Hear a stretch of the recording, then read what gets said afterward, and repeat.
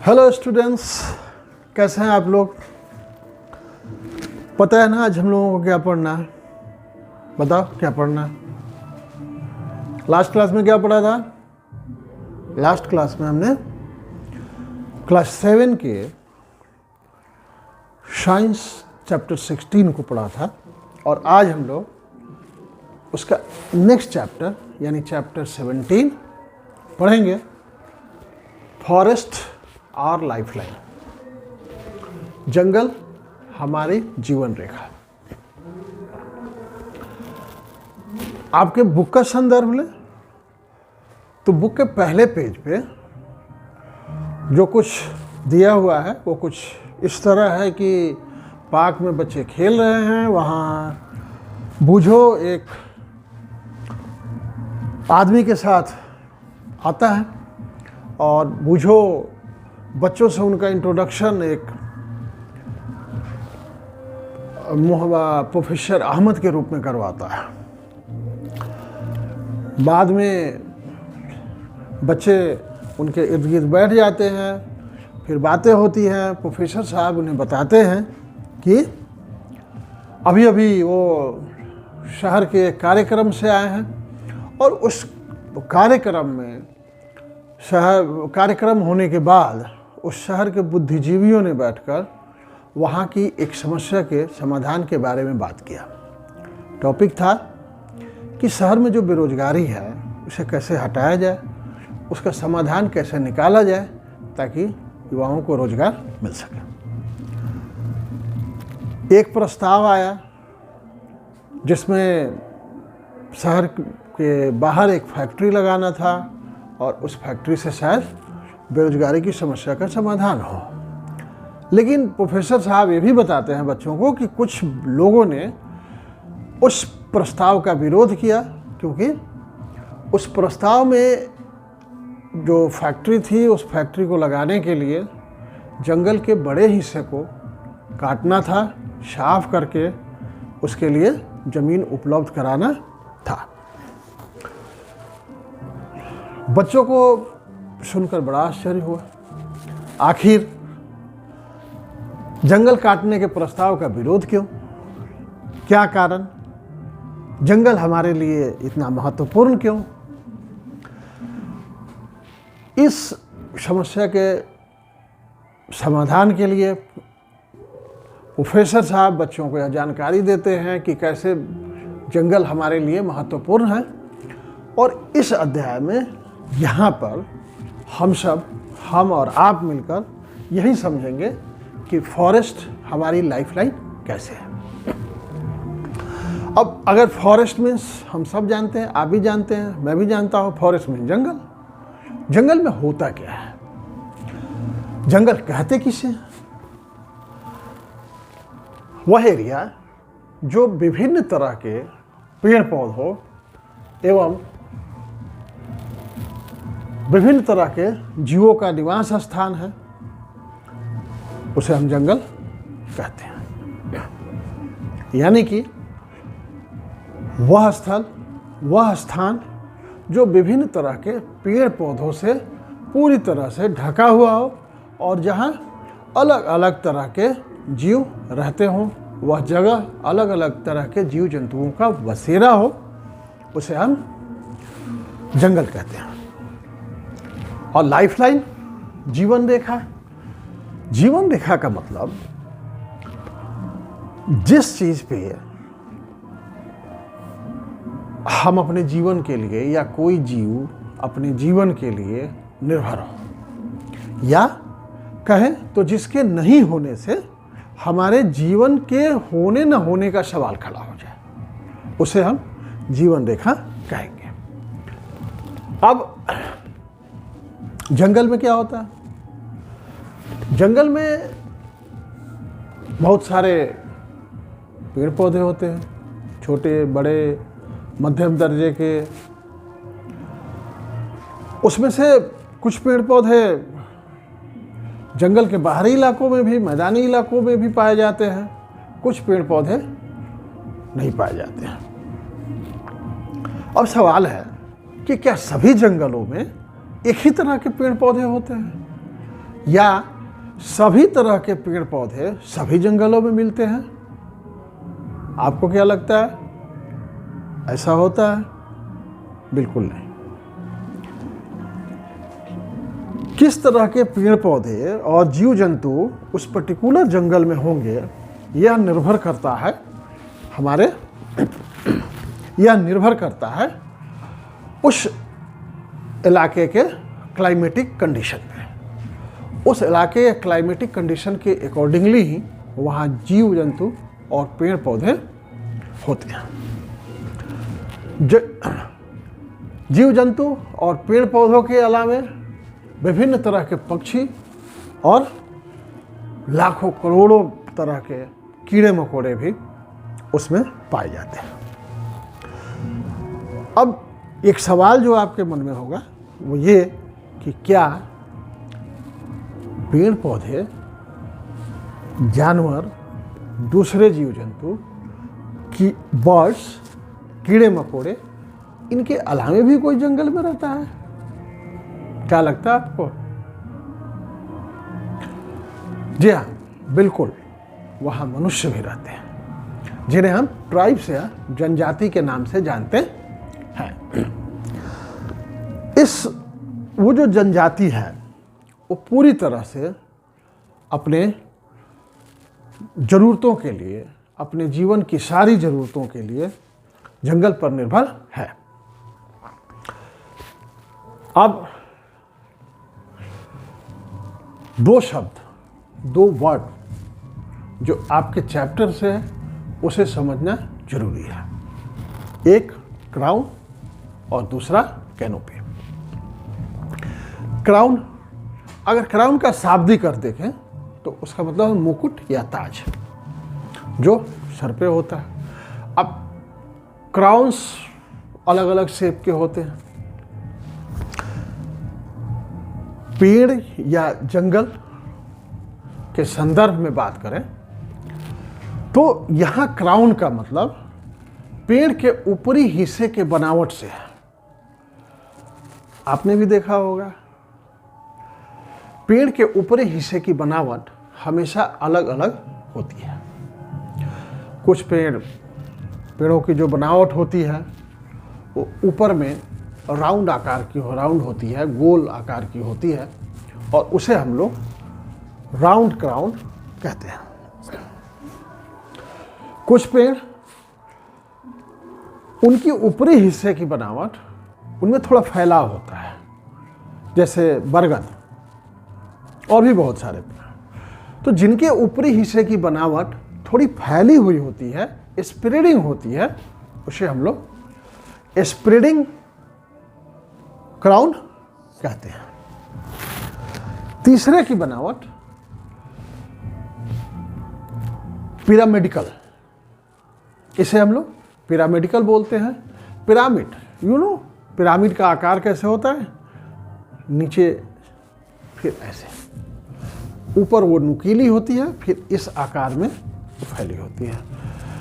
हम और आप अपने कैंपस में या अपने मित्रों और रिश्तेदार के कैंपस में देखे होंगे एक अशोक का पेड़ लगा होता है, उसका आकार भी पिरामिडिकल होता है।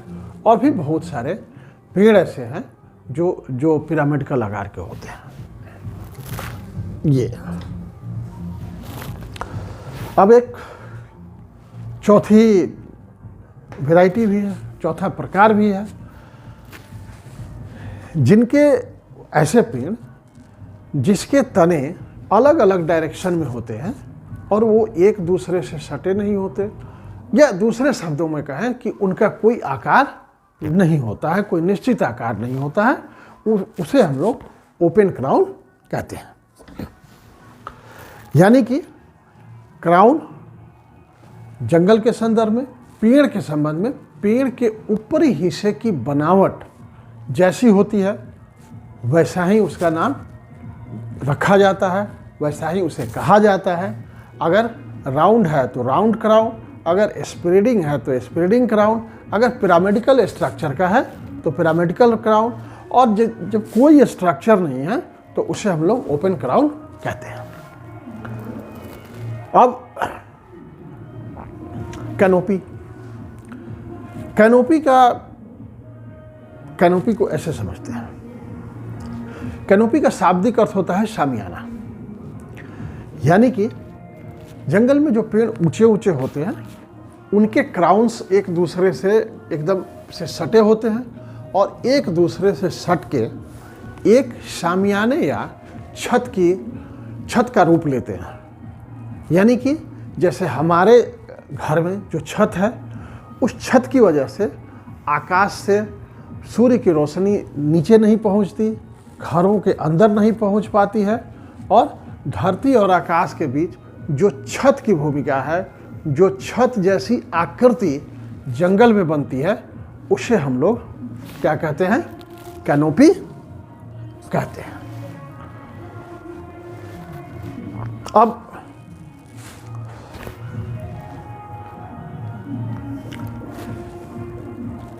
एक चीज और कि जंगल हमें क्या देता है,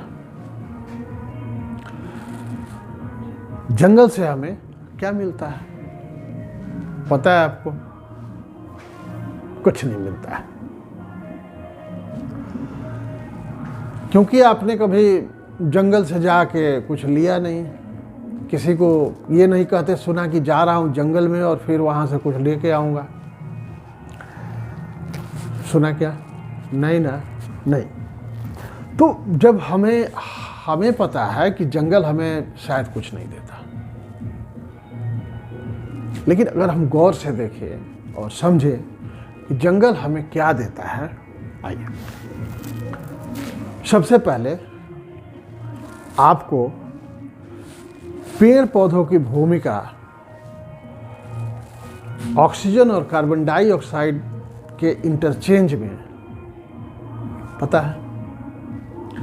यानी कि पौधे कार्बन डाइऑक्साइड लेते हैं वातावरण से और फिर ऑक्सीजन रिलीज करते हैं। वो ऑक्सीजन जीव इस्तेमाल करते हैं और फिर कार्बन डाइऑक्साइड रिलीज करते हैं जो पेड़ पौधे लेते हैं।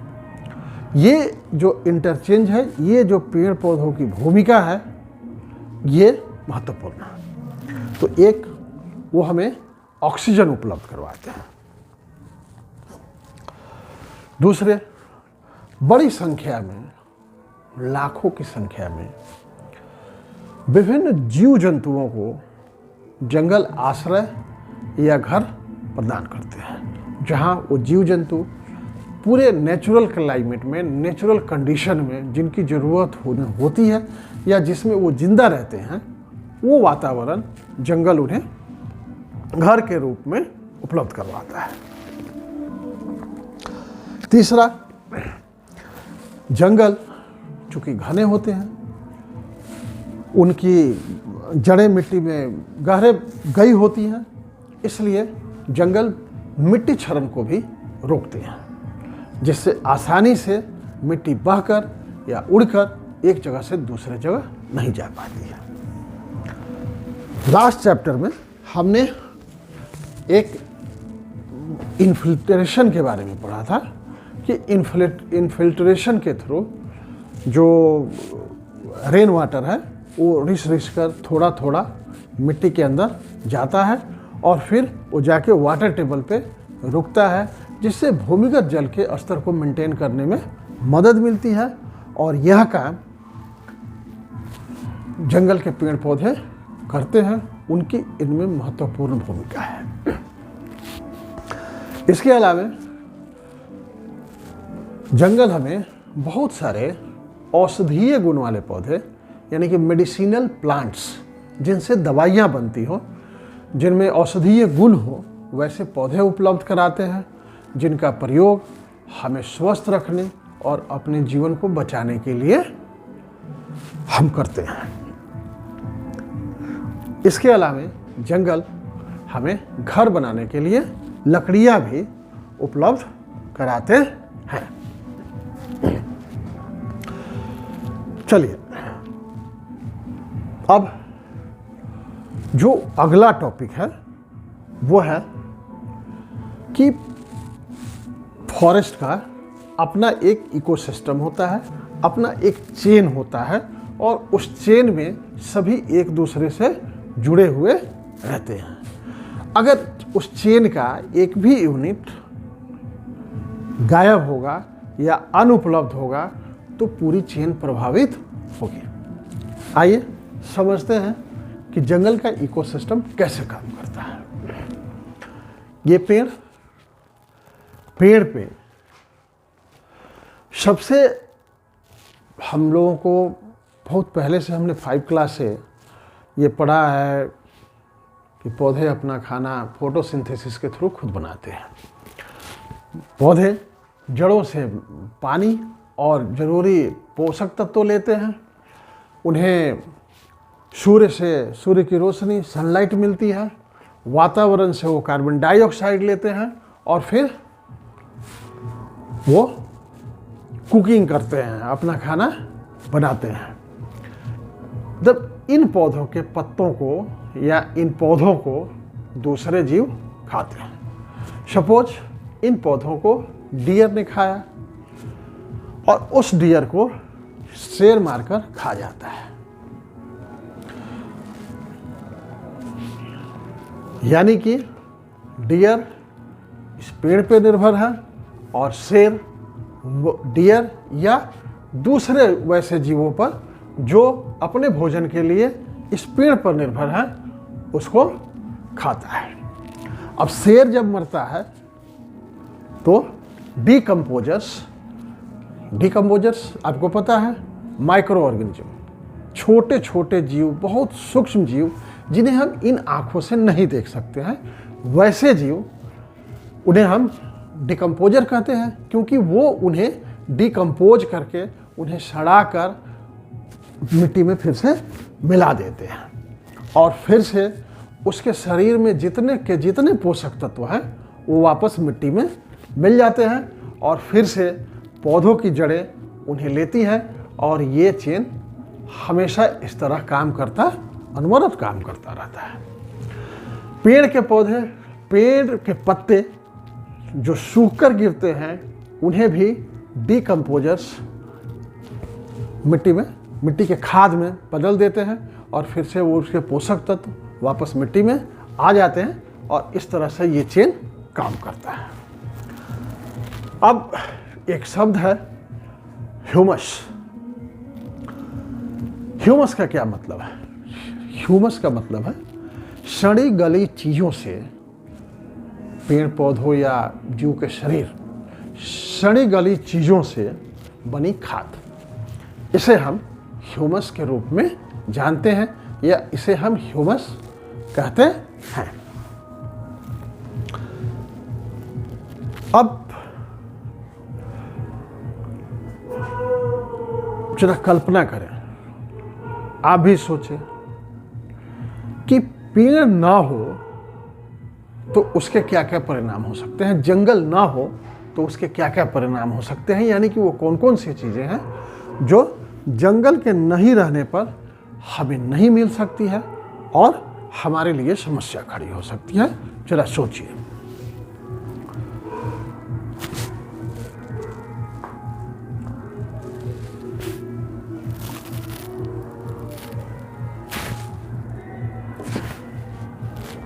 चलिए, सबसे पहले कार्बन डाइऑक्साइड और ऑक्सीजन का संतुलन बिगड़ सकता है। हमने पीछे बताया, आप सब जानते हैं, हम लोगों ने पहले पढ़ा है कि ये कार्बन डाइऑक्साइड और ऑक्सीजन के एक्सचेंज में जो भूमिका पेड़ों की है, जो भूमिका जंगल की है, अगर जंगल कट गए, अगर जंगल नहीं रहे तो उसका संतुलन बिगड़ सकता है। कार्बन डाइऑक्साइड की मात्रा बढ़ने से धरती का तापमान बढ़ सकता है। कार्बन डाइऑक्साइड की मात्रा अगर वातावरण में बढ़ती है, यह संतुलन खराब होता है तो फिर धरती का तापमान बढ़ सकता है और फिर अनेक तरह की समस्याएं यहाँ रहने वाले जीवों के लिए उत्पन्न हो सकती है। तीसरा, जीव जंतुओं सहित मनुष्य को भोजन की समस्या उत्पन्न हो सकती है। अगर तापमान बढ़ा, पेड़ पौधे नहीं रहे तो फिर हम सब लोग जानते हैं कि पेड़ पौधे के लिए हम लोग भोजन के लिए डायरेक्टली या इनडायरेक्टली पेड़ पौधों पर ही निर्भर हैं, उनकी भूमिका महत्वपूर्ण है। तो वो गायब हुए तो हमारे लिए भोजन की समस्या उत्पन्न हो जाएगी। अभी हमने इन्फिल्ट्रेशन की बात की कि जंगल की भूमिका है, महत्वपूर्ण भूमिका है इन्फिल्ट्रेशन प्रोसेस को पूरा करने में। तो जंगल नहीं रहेंगे तो इन्फिल्ट्रेशन प्रोसेस भी नहीं होगा उतना, और फिर नहीं होने का परिणाम भूमिगत जल के स्तर की गिरने के रूप में होगा, और उसका दुष्परिणाम हम सबको झेलना पड़ेगा पानी की अनुपलब्धता के रूप में। अब ओवरऑल बोले तो जंगल के न रहने से हमारे जीवन पर खतरा उपस्थित हो सकता है, या हमारे जीवन पर जीवन होगा या नहीं होगा जैसे सवाल खड़े हो सकते हैं। इतना कुछ समझने के बाद अब आप भी सोचिए ना, कैसे बचेंगे जंगल और कैसे बचेंगे हम। जय हिंद।